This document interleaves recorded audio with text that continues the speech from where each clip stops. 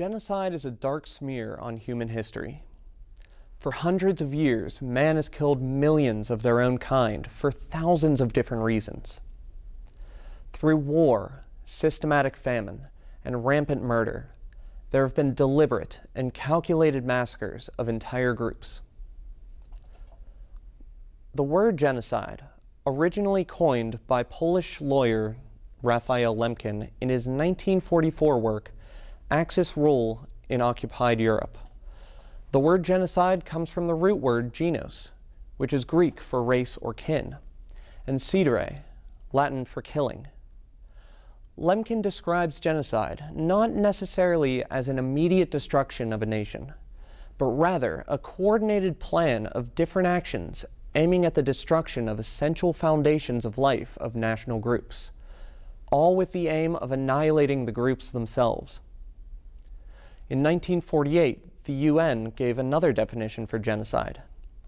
They defined genocide as any acts committed with intent to destroy, in whole or in part, a national, ethnic, racial, or religious group. They also gave some criteria to better define what constitutes as genocide. These include killing members of the group, causing serious bodily or mental harm to members of the group, deliberately inflicting on the group conditions of life calculated to bring about its physical destruction in whole or in part, imposing measures intended to prevent births from within the group, and/or forcibly transferring children of the group to another group. Genocide means to destroy entire groups in an attempt to rid them of the world forever. Genocide means systematic murder. Genocide means brutal killings, tearing apart families, destroying entire ways of life. Genocide is hate. Genocide is death. Genocide is humanity at its darkest. And genocide is not to be taken lightly. But what does your everyday student know about genocide? What do they know of the horror that is still going on in many countries across the globe? Well, let's ask them. So what do you think of when you hear the word genocide? Definitely the Holocaust. I don't think of anything because I don't really know what that means. I think of things like the Holocaust is essentially about the most atrocious thing that man can do. I think of concentration camps. I think of the Holocaust. I think of the Holocaust. I think of the Holocaust. The Holocaust, that's one of the things that everybody connects genocide with. Genocide will usually bring the Holocaust to mind, which is completely fair because that is the conflict that we as students have learned about for years in school. The Holocaust is a vast topic, and there are many different aspects to it. One place to start is January 30th, 1933, when Adolf Hitler became Chancellor of Germany. From the start, Hitler and his Nazi regime planned to subjugate and eventually destroy the Jewish population of Europe. They made the claim that Jews were subhuman, worthless, and the cause of all problems, both economic and social. The Nazis attempted to turn the public against the Jewish population. One of the more striking examples of the state-sponsored racism against Jews is seen in the Nuremberg Laws. Passed in September of 1935, the Nuremberg Laws stated that only Aryans could be considered full German citizens. These laws also prohibited Jews from marrying or having sexual relations with persons of German or related blood. The Nuremberg Laws were special in a way, because these laws did not just define a Jew as someone with particular religious beliefs. It was instead a matter of lineage, and anyone who had Jewish blood in their veins, regardless of whether they practiced or even if they were Christian, they were still considered Jewish. Anti-Jewish sentiments grew and grew over the course of time, and on November 9th and 10th, 1938, riots broke out in many German cities. These riots became known as Kristallnacht, Night of Broken Glass.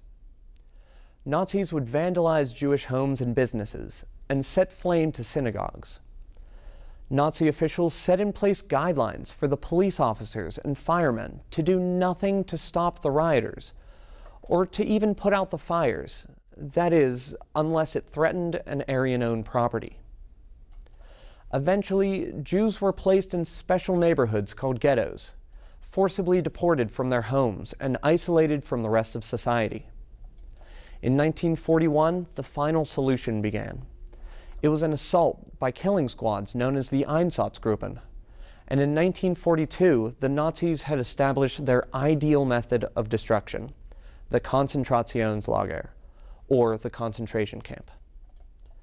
Nazis rounded up all Jews, gypsies, and political prisoners that they could find and sent them to these camps, where some were forced to work until their death, while others were sent straight to gas chambers. With the end of the war, the camps were liberated, and the surviving prisoners set free. But one cannot, nor should he, forget the horror that wiped away 6 million lives. According to the United States Holocaust Memorial Museum in Washington, D.C., the Holocaust was the systematic, bureaucratic, state-sponsored persecution and murder of 6 million Jews by the Nazi regime and its collaborators. But what about more recent times? Genocide is not a thing of the past, and it is not over. A more recent example is that of the Rwandan genocide of the 1990s. It all starts back in the 1800s, when the powerful world nations were captured by the allure of imperialism. They wished to spread their influence across the world stage, gathering territories, resources, and manpower. Many countries set their eyes on the quote-unquote uncivilized Africa and began carving the country into newly seized colonies.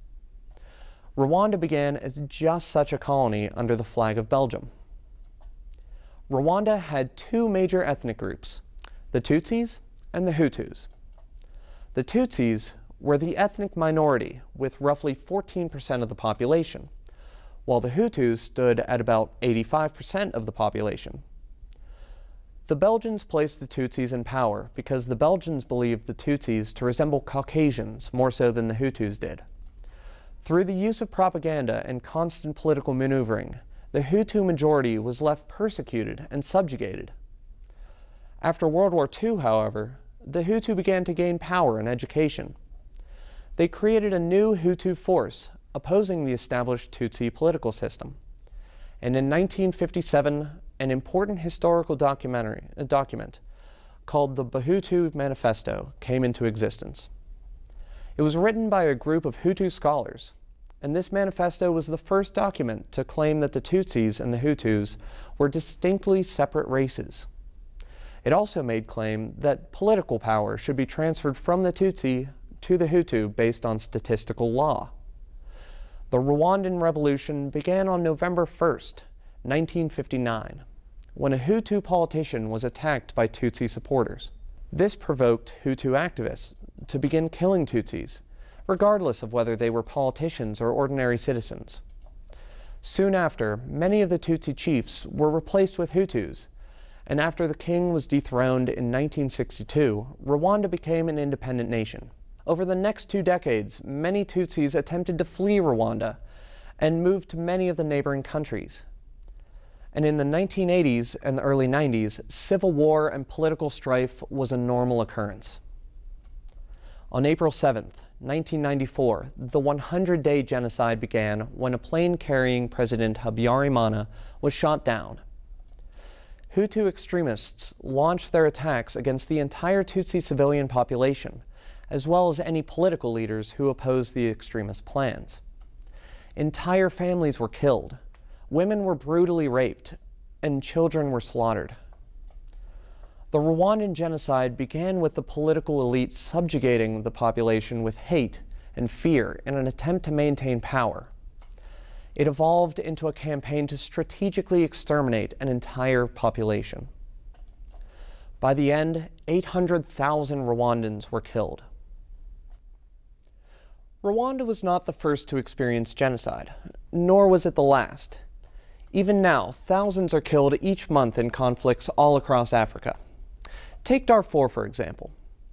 Darfur is a region in western Sudan roughly the size of Spain, with a population estimated to be at about 6 million. Sudan began with colonial roots just the same as Rwanda, but this time it was with Great Britain.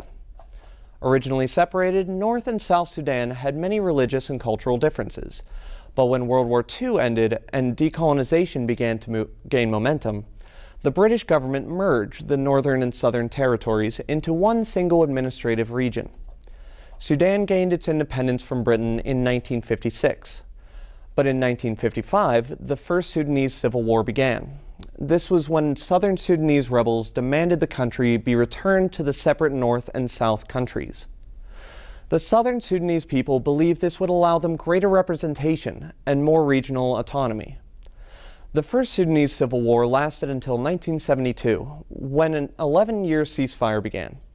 But when none of the original problems for which the Civil War began had been solved, the Second Sudanese Civil War began in 1983.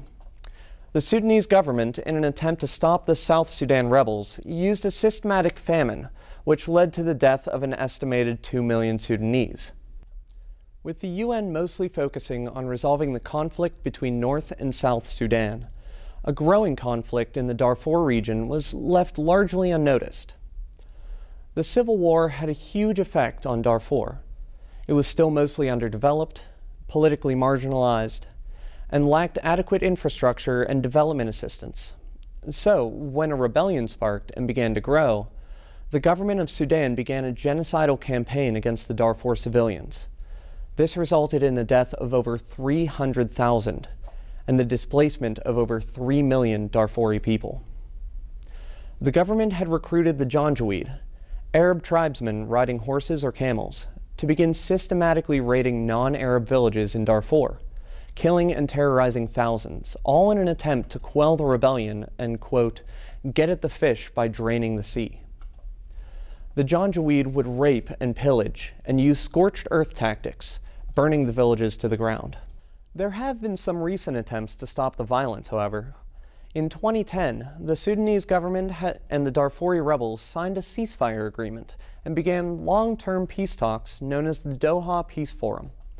With these negotiations came some steps forward, providing Darfur with increased regional autonomy. But since 2010, there have been no additional progress on these agreements, and violence continues to grow.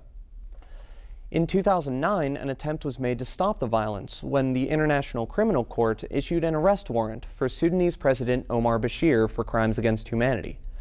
Then, in 2010, another warrant was issued on charges of genocide. But to this day, the Sudanese government has yet to turn President Omar Bashir over. And since issuing these warrants, the country has actually seen an increase in violence. More than 400,000 have been killed, with approximately 5,000 people dying each month. But with such monstrous acts being carried out, what can be done? How do we stop the violence? Genocide is not a simple matter, nor is there one simple answer of how to stop it. But what we can do now is learn as much as we can. Let people know, and have our voices heard, that this is an issue that matters. This is an issue that needs to be addressed. Groups such as the United Human Rights Council are working day and night to raise awareness of genocides happening all across the globe. In the UHRC mission statement, they state that they are working towards exposing and correcting human rights violations by governments around the world. The UHRC aims to foster dialogue and collaboration between peoples who share this common vision through grassroots mobilization, through boycotts, community outreach, and education. To get involved, follow the link below and click Get Involved. You do have the power to spread awareness about these human rights violations, and you do have the power to make a change. If you are looking to promote peace and equality, and to truly be the change in the world that you want to see, then please become an activist and get involved.